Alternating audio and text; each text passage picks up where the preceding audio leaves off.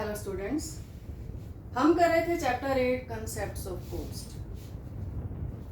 पिछली वीडियो में मैंने आपको कोस्ट के बहुत सारे कंसेप्ट्स बताए। Explicit cost, implicit cost, opportunity cost, fixed cost, variable cost. उसी चैप्टर को ही कंटिन्यू करते हुए हमारा जो नेक्स्ट टॉपिक है वो है एवरेज कोस्ट। एवरेज कोस्ट के बारे में मैंने आपको पहले बताया कि पर यूनिट कॉस्ट ऑफ प्रोडक्शन होती है, यानी आउटपुट की एक यूनिट प्रोड्यूस करने की जो कॉस्ट आती है उसे एवरेज कॉस्ट कहते हैं। और इसके दो पार्ट्स होते हैं, एवरेज फिक्स्ड कॉस्ट और average variable cost. Average fixed cost के बारे में हम पहले डिस्कस कर चुके हैं, शेड्यूल भी और डायग्राम भी। और अब है average variable cost. Average variable cost क्या होती है? किसी भी कमोडिटी की एक यूनिट को प्रोड्यूस करने की जो वेरिएबल कॉस्ट आती है, that is called average variable cost. यानी per unit variable cost of production is called average variable cost. इसको हम देखेंगे शेड्यूल और डायग्राम से।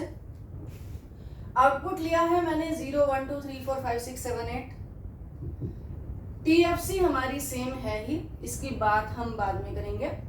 टीवीसी टोटल वेरिएबल कॉस्ट मैंने आपको पहले कराया था जब हमने टोटल वेरिएबल कॉस्ट डिस्कस किया था कि 0 पर 0 है, यानी जो टोटल वेरिएबल कॉस्ट है, जैसे प्राइम कॉस्ट जिसको डायरेक्ट कॉस्ट भी कहते हैं, अगर कोई यूनिट प्रोड्यूस नहीं की जाएगी तो ये कॉस्ट नहीं आएगी।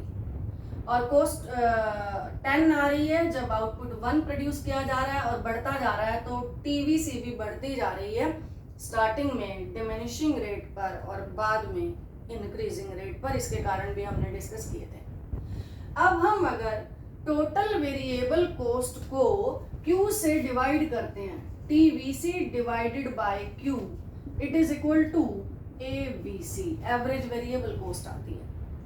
टोटल वेरिएबल कॉस्ट को हम Q यानी कि आउटपुट से डिवाइड करते चले जाएंगे तो आएगी एवरेज वेरिएबल कॉस्ट। ये एवरेज वेरिएबल कॉस्ट का फॉर्मूला है।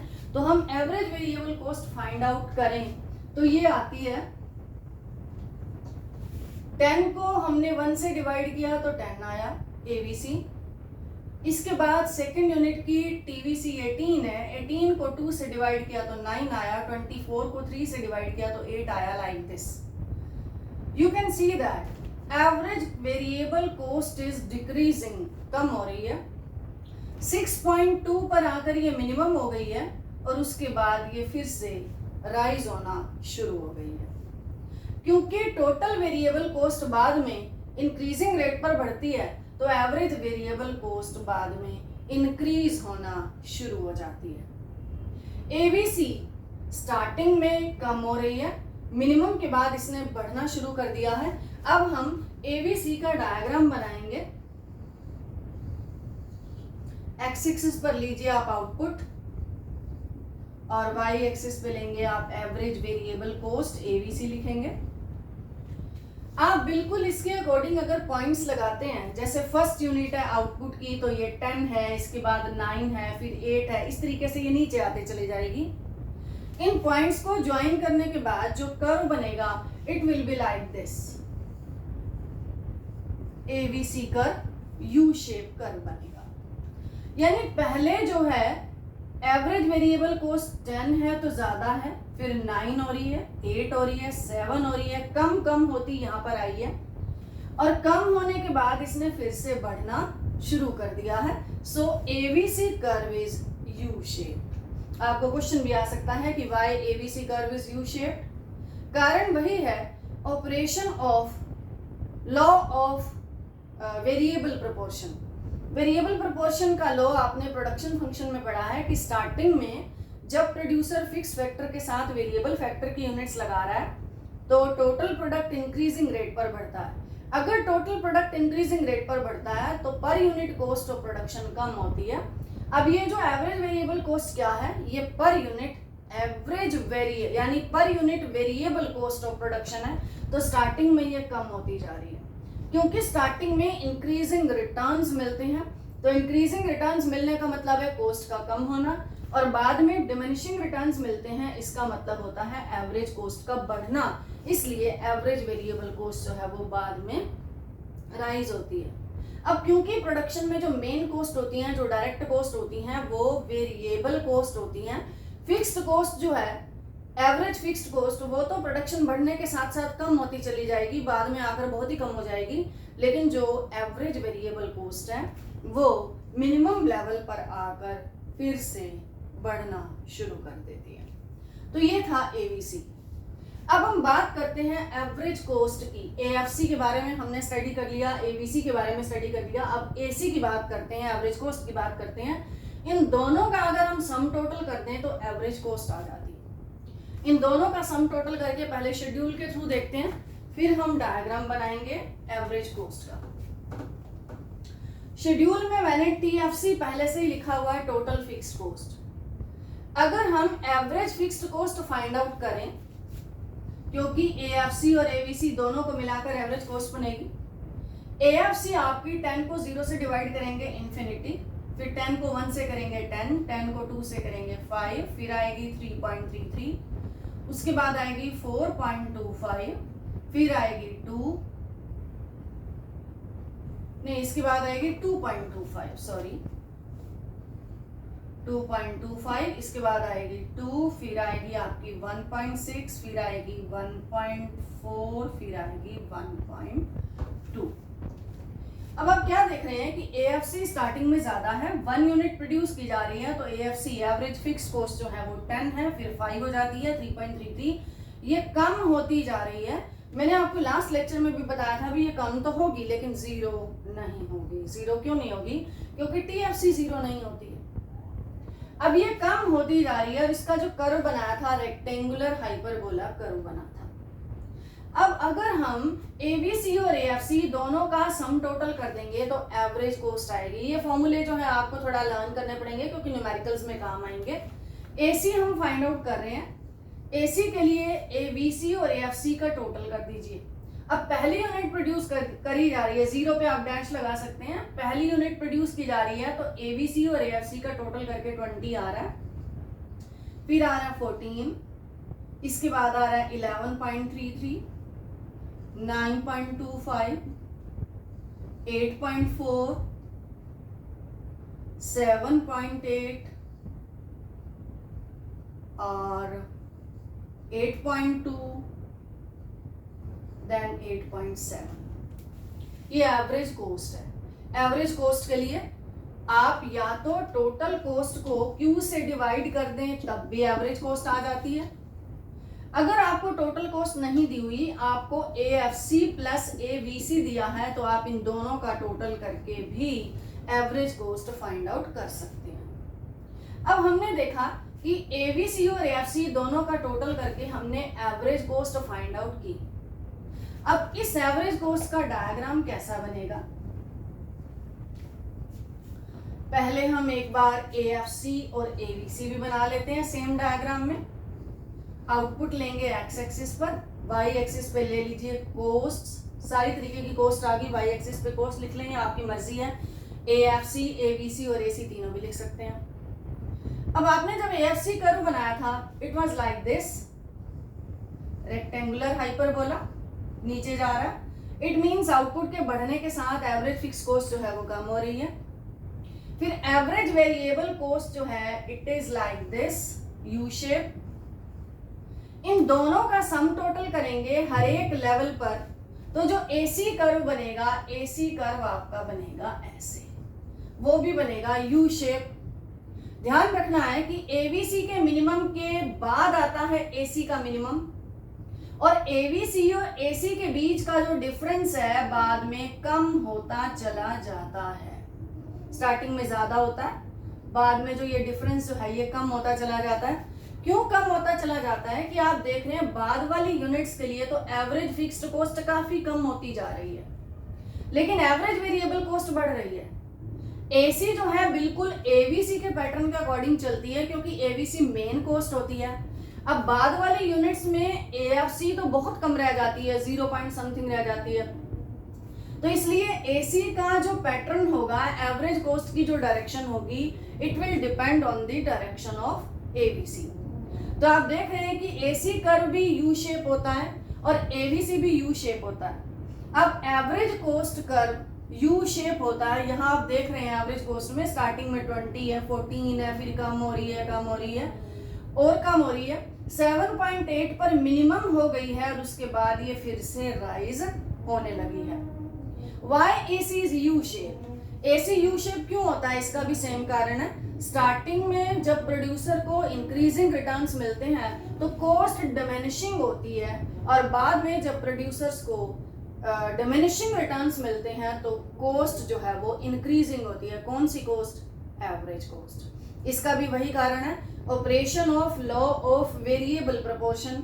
इसके पीछे चाहे एसी यू शेप क्यों है, एबीसी यू शेप क्यों है, इनके पीछे सेम कारण है कि लॉ ऑफ वेरिएबल प्रोपोर्शन जो है ऑपरेट करता है प्रोडक्शन में जब फिक्स फैक्टर के साथ वेरिएबल फैक्टर्स लगाए जाते हैं। इसीलिए स्टार्टिंग में इंक्रीजिंग रिटर्न्स मिलते हैं। इंक्रीजिंग रिटर्न्स मिलने का मतलब कॉस्ट का कम होना और बाद में डिमिनिशिंग रिटर्न्स मिलते हैं। डिमिनिशिंग रिटर्न्स मिलने का मतलब है कॉस्ट का बढ़ना। कौन सी कॉस्ट? एवरेज कॉस्ट का बढ़ना। अब हम आगे करने जा रहे हैं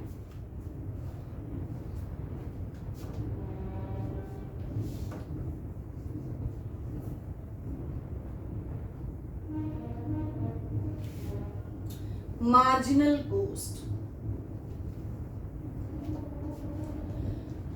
मार्जिनल कॉस्ट को शॉर्ट फॉर्म में एमसी बोल देते हैं, मार्जिनल कॉस्ट। मार्जिनल कॉस्ट क्या है? नाम से ही पता लग रहा है, मार्जिन यानी कि डिफरेंस।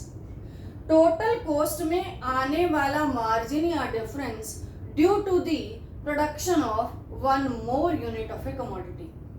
जब भी कोई कमोडिटी की एक यूनिट ज्यादा प्रोड्यूस की जा रही है तो टोटल कॉस्ट में क्या चेंज आ रहा है, that is called marginal cost. तो मार्जिनल कॉस्ट को फाइंड आउट कैसे करते हैं? MCN, कोई भी एन यूनिट, 4th है, 5th है, 7th है, कोई भी एन यूनिट हो सकती है। Marginal cost of N unit is equal to total cost of N unit minus total cost of N minus 1 unit.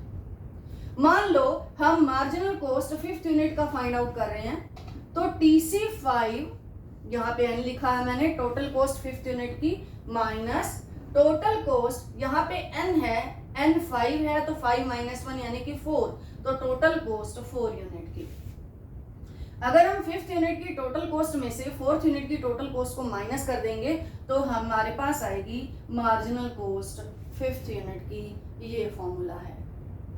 या फिर मार्जिनल कॉस्ट का फॉर्मूला होता है कि change in total cost divided by change in Q. ये formula भी हो सकता है कि टोटल कॉस्ट में होने वाला change divided by total quantity में होने वाला change, then we get marginal cost. अब हम मार्जिनल कॉस्ट को कैसे फाइंड आउट करेंगे? शेड्यूल के थ्रू मार्जिनल कॉस्ट हम शो कर रहे हैं। देखिए आपके पास TFC और TVC दोनों दिया हुआ है, इनका सम टोटल कर लीजिए, TC आएगा 0 पर 10, 1 पर 20, 28, 34, 38, 42, 48, 58 एंड 70। ये टोटल कॉस्ट आ रही है। अब टोटल कॉस्ट में से अगर हम मार्जिनल कॉस्ट को फाइंड आउट करें तो पहली यूनिट की तो आप 0 डैश लगा सकते हो क्योंकि इससे पहले जो है वो 0 होगा, और इसके बाद 0 यूनिट की आप डैश लगा सकते हो। पहली यूनिट पे आप लगाएंगे 10 क्योंकि 20 माइनस 10, देखिए 0 यूनिट की 10 है और 1 यूनिट की 20 है, तो 20 माइनस 10 बाद वाली यूनिट में से पहले वाली यूनिट का माइनस करते हैं तो मार्जिनल कॉस्ट आ रही है हमारी 10।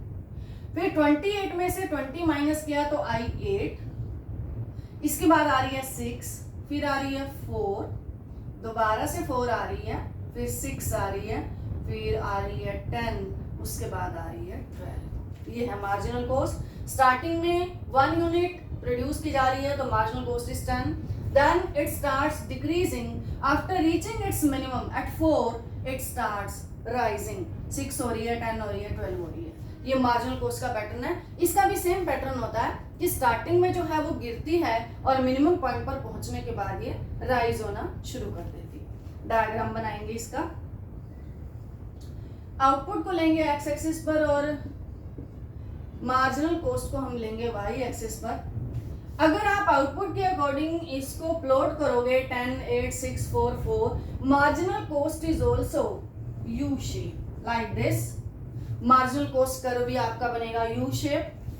और marginal cost curve you shape क्यों होता है, इसका भी वही रीजन है, operation of law of variable proportion कि स्टार्टिंग में increasing returns means diminishing cost और बाद में diminishing returns means increasing cost. ये था मार्जिनल कॉस्ट।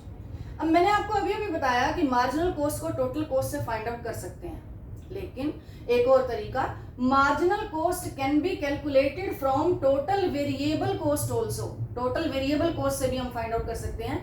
ऐसा क्यों है, क्योंकि टोटल फिक्स्ड कॉस्ट तो फिक्स्ड ही है, इसमें कोई चेंज नहीं है। जो टोटल कॉस्ट में चेंज आ रहा है वो किसके कारण चेंज आ रहा है, टोटल वेरिएबल कॉस्ट के कारण चेंज आ रहा है। तो मार्जिनल कॉस्ट है क्या, चेंज ही तो है। चेंज किसके कारण आ रहा है, वेरिएबल कॉस्ट के कारण। अब आप टोटल वेरिएबल कॉस्ट में से भी अगर मार्जिनल कॉस्ट को फाइंड आउट करेंगे तो सेम आएगी। इसका फॉर्मूला जो है वो क्या लगाएंगे हम,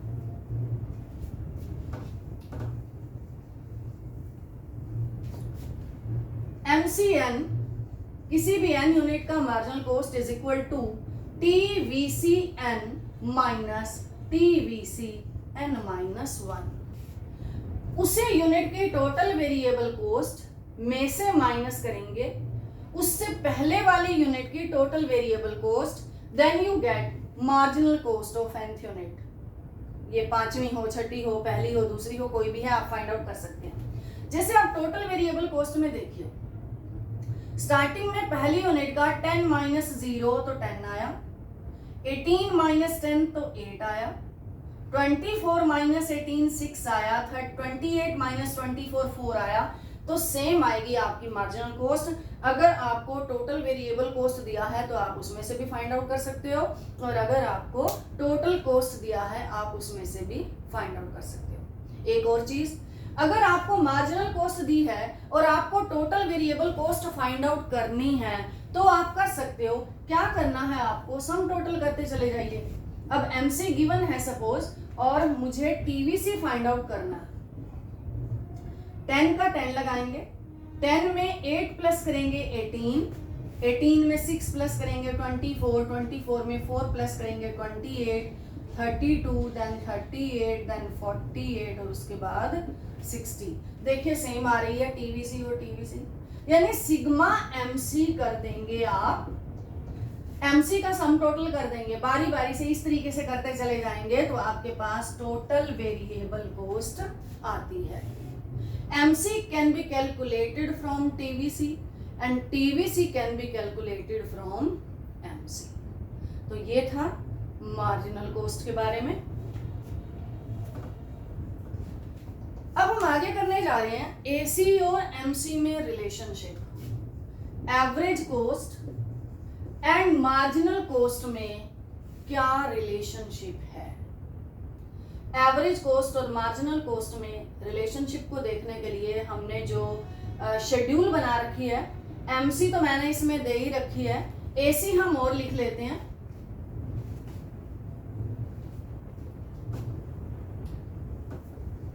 शेड्यूल के थ्रू भी आ सकता है, डायग्राम के थ्रू भी आ सकता है। एवरेज कॉस्ट को और लिख लेते हैं। इससे पहले हमने एवरेज कॉस्ट फाइंड आउट की भी थी। TC को Q से डिवाइड करते चले जाइए, एवरेज कॉस्ट आ जाएगी।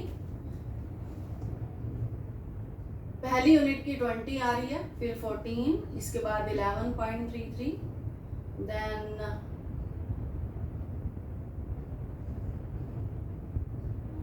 9.38 को हम 4 से करेंगे, 9.5 आ रही है, फिर आ रही है 8.4 और उसके बाद आ रही है 8 आ रही है, फिर आ रही है 8.2,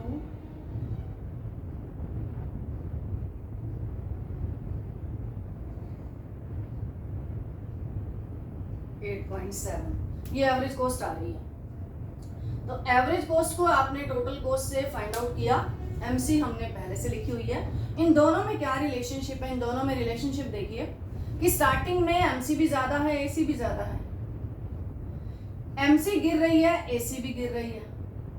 लेकिन एमसी के गिरने का रेट ज्यादा है, एसी के गिरने का रेट कम है। एक पॉइंट पर ये दोनों बराबर हो जाती हैं। एमसी बढ़ती है, एसी भी बढ़ती है, लेकिन एमसी के बढ़ने का रेट भी ज्यादा है। एसी गिर रही है, एमसी भी गिर रही है, एसी के गिरने का एमसी के गिरने का रेट ज्यादा है। जब दोनों बढ़ती हैं तो एमसी के बढ़ने का रेट भी ज्यादा होता है, और एमसी जो है एसी को उसके मिनिमम पर काटती है। ये चीजें हम जो रिलेशनशिप है हम देखेंगे यूजिंग डायग्राम। एसी और एमसी में रिलेशनशिप का हम डायग्राम बना रहे हैं। एक्स एक्सिस पे आप लिख देंगे आउटपुट और वाई एक्सिस पे लिख देंगे आप एसी एंड एमसी। पहले आप एसी कर्व बनाइए, एवरेज कॉस्ट कर्व बनाइए। यू शेप था ये एवरेज कॉस्ट कर्व, अभी अभी हमने किया। फिर मार्जिनल कॉस्ट कर्व बनाइए। मार्जिनल कॉस्ट आप यहां से इसके नीचे से स्टार्ट करेंगे, और जो एसी का मिनिमम आता है, एसी के मिनिमम को इंटरसेक्ट करती हुई ऊपर की ओर चली जाएगी एमसी। इंडिविजुअली आप क्या देख रहे हैं, एमसी भी यू शेप है, एसी भी यू शेप है, लेकिन इन दोनों का जब हम रिलेशनशिप करते हैं तो लाइक दिस, क्या, when AC falls MC also falls, but MC falls more rapidly, या MC is lower than AC.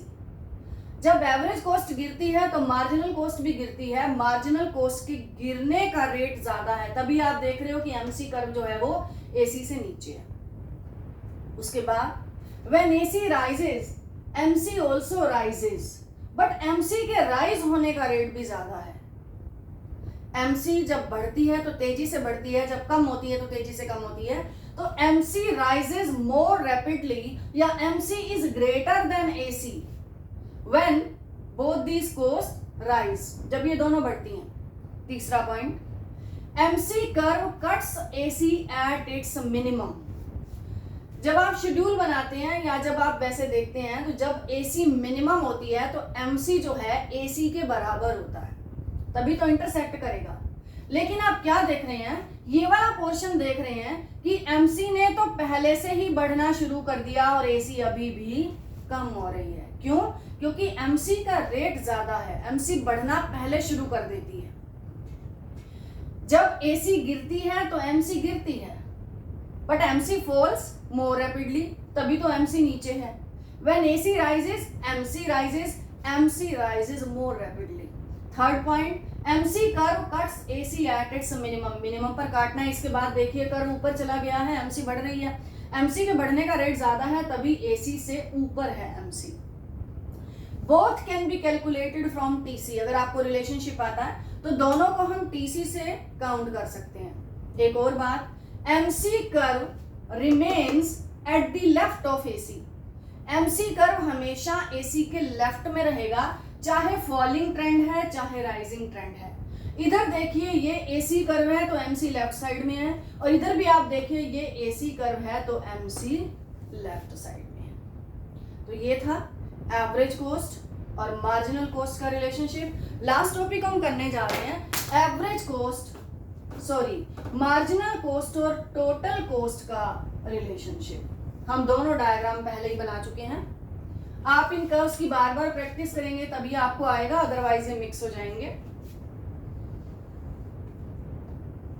Output लेंगे आप एक्स एक्सिस पर, ऊपर आप लेंगे टोटल कॉस्ट, और नीचे वाले सेगमेंट में आप लीजिए मार्जिनल कॉस्ट। आउटपुट ले रहे हैं आप एक्स एक्सिस पर, ये ओरिजिन है। अब आपने क्या देखा कि टोटल कॉस्ट कर्व जब हमने बनाया था तो वो यहां से स्टार्ट हो रहा था, क्योंकि टोटल फिक्स्ड कॉस्ट जहां पर 0 यूनिट पर है तो इसलिए टोटल कॉस्ट कर्व वहीं से स्टार्ट हो रहा था। स्टार्टिंग में ये राइज हो रहा है डिमिनिशिंग रेट पर, स्टार्टिंग में बढ़ रही है टोटल कॉस्ट डिमिनिशिंग रेट पर, एक पॉइंट के बाद ये इंक्रीजिंग रेट पर बढ़ रही है। ये था हमारा टोटल कॉस्ट कर्व, हम पहले बना चुके हैं। स्टार्टिंग में डिमिनिशिंग रेट पर और बाद में इंक्रीजिंग रेट पर। अब आप क्या बनाएंगे, परपेंडिकुलर पहले ही नीचे ले आइए जहां पर टीसी के राइज होने का रेट चेंज हुआ। अब MC स्टार्टिंग में क्या है, कम हो रही है, why? TC increases at diminishing rate. अगर ये डिमिनिशिंग रेट पर बढ़ रहा है तो MC डाउन होगी, MC नीचे जा रही है। इस पॉइंट पर, पॉइंट ए लिख सकते हैं, इस पॉइंट पर TC ने ज्यादा रेट से बढ़ना शुरू कर दिया। ज्यादा रेट से बढ़ने का क्या मतलब है, सपोज पहले 22 था, 24 हो गया, और उसके बाद 32 हो गया, फिर 40 हो गया, इस तरीके से रेट जो है वो बढ़ रही है, तो इसलिए MC ने भी बढ़ना शुरू कर दिया। तो इस पॉइंट के बाद आप राइज कर सकते हैं, ये MC का, इस तरीके से इनका रिलेशनशिप आएगा, इसको पॉइंट B दे सकते हैं। स्टार्टिंग में when TC increases at diminishing rate, MC decreases. When TC increases at increasing rate, MC increases. और जहां पर TC के बढ़ने का रेट कांस्टेंट होता है, जैसे 4 से बढ़ रहा है, दोबारा 4 से बढ़ रहा है, तो वहां पर MC क्या हो जाता है, MC कांस्टेंट हो जाता है। तो ये था MC और TC का रिलेशनशिप। इसी के साथ ही आपका ये चैप्टर कंप्लीट हुआ। Thank you.